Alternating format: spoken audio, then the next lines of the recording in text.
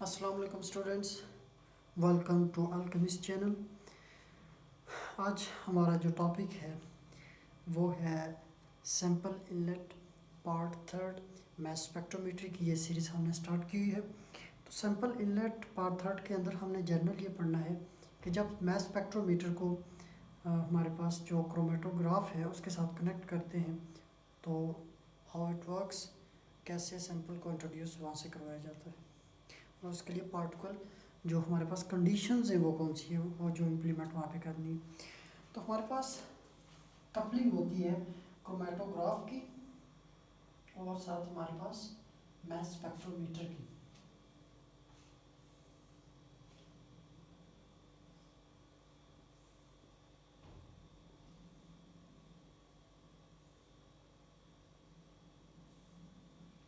हमारे पास एक ट्यूब होती है जिससे हम जो हमारे पास क्रोमेटोग्राफिक कॉलम होता है उसके साथ मॉलिक्यूलर लीक तक जो है वो सैंपल को लेकर जाने के लिए यहाँ पर हमारे पास जो कॉलम्स यूज़ होते हैं, गैस क्रोमेटोग्राफी होगी, हमारी HPLC होगी, इसके अंदर जो कॉलम्स यूज़ होते हैं इनके अंदर sample as a reservoir, sample as a reservoir मतलब इनको एज अ रेजरवायर यूज़ का काम जो है वो कर सकते हैं या बोलते हैं हम इनको।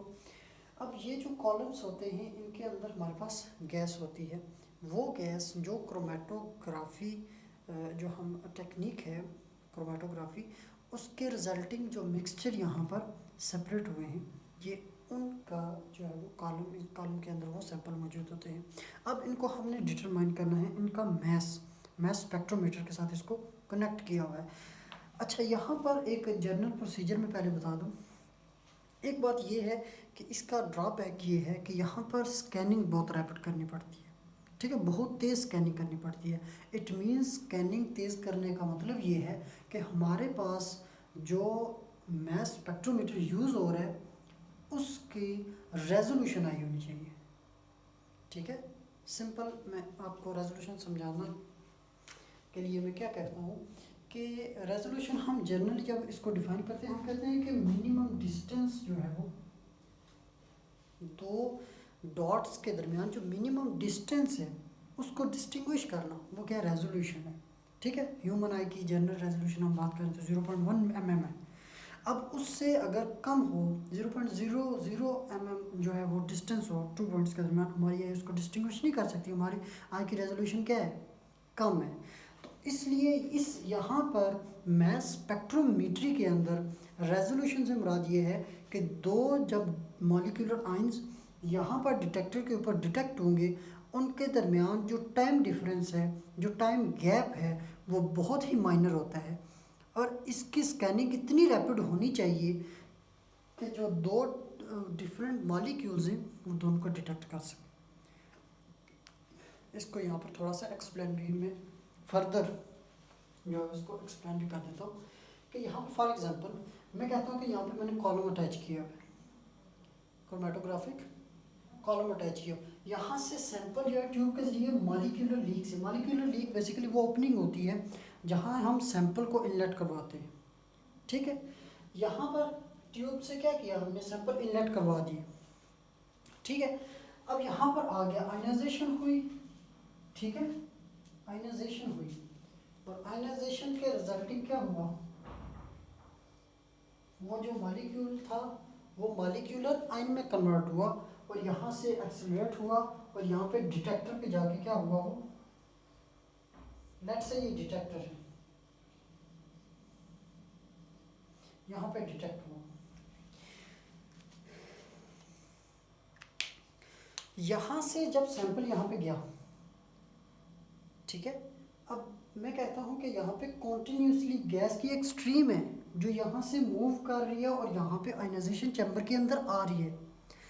यहाँ पर गैस की पूरी स्ट्रीम आ रही है, इट मीन्स के नंबर ऑफ मॉलिक्यूल्स आ रहे हैं।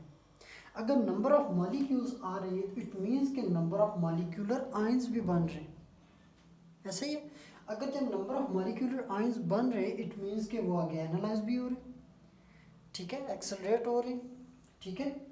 अब ये जो मॉलिक्यूल्स होंगे ये जब यहाँ से एक्सेलरेट होंगे और डिटेक्टर के पास पहुँचेंगे तो यहाँ पर सारे जो है वो स्ट्राइक करेंगे, ठीक है। सब कुछ पार्टिकुलर m बाई जी होगी, उसके अकॉर्डिंग ये फ्लाइट करते हैं वहाँ पर डिटेक्टर के ऊपर जाके डिटेक्ट होना है इन्होंने। अब मैं ये कहता हूँ कि अगर यहाँ पर एक मॉलिक्यूल आया, पहले इस बात को समझिए कि यहाँ पे ड्रॉबैक जो मैंने डिस्कस किया है, यहाँ पर रेजोल्यूशन के रेफरेंस से वो कैसे है। मॉलिक्यूल एक आया, उसके मॉलिक्यूलर आयन बना, यहाँ पे एक्सेलरेट हुआ, डिटेक्टर पे डिटेक्ट हुआ। ऐसे ही अगर ये मॉलिक्यूल यहाँ से एक आके यहाँ पे डिटेक्ट हुआ, अब उसके बाद दूसरा मॉलिक्यूल आके यहाँ पे डिटेक्ट हुआ, अब एक मॉलिक्यूल जब यहाँ से यहाँ तक आया, उसके दौरान कुछ टाइम गैप था, जब दूसरा मॉलिक्यूल यहाँ जो है मॉलिक्यूल यहाँ से आके मॉलिक्यूलर आयन में कन्वर्ट हो, फिर वहाँ पे जो है वो एक्सेलरेट हो, फिर जाए डिटेक्ट। अब इन दो मॉलिक्यूल्स के दरमियान जो टाइम गैप था, मैं ये कहता हूँ कि वो 1 सेकंड था, वो 1 सेकंड था।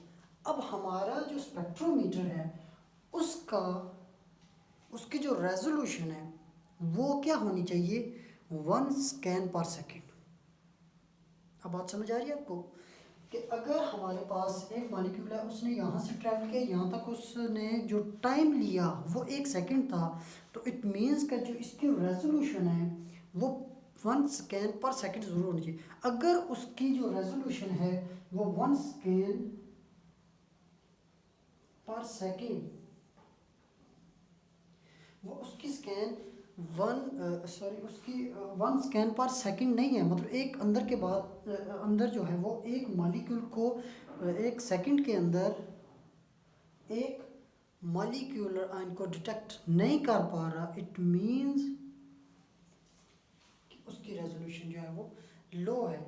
यही तो ड्रॉबैक हम यहाँ पे डिस्कस कर रहे हैं, क्योंकि हमारे पास जब यहाँ से गैस इनलेट होती है, क्रोमेटोग्राफी मिक्सचर के जो हमारे पास सब्सटेंसेस ऑब्टेन हुए हैं, तो उनके दरमियान जो टाइम गैप होता है, जो दो मॉलिक्यूलर आयंस आके यहाँ पे डिटेक्ट हो रहे होते हैं, उनके दरमियान टाइम गैप बहुत कम होता है। इसलिए हम हाई रेजोल्यूशन मैस स्पेक्ट्रोमीटर जो है वो यहाँ पे यूज़ कर रहे होते हैं, ठीक है। अगर बाज़ दफ़ा ऐसा भी होता है कि 1 सेकंड जो है वो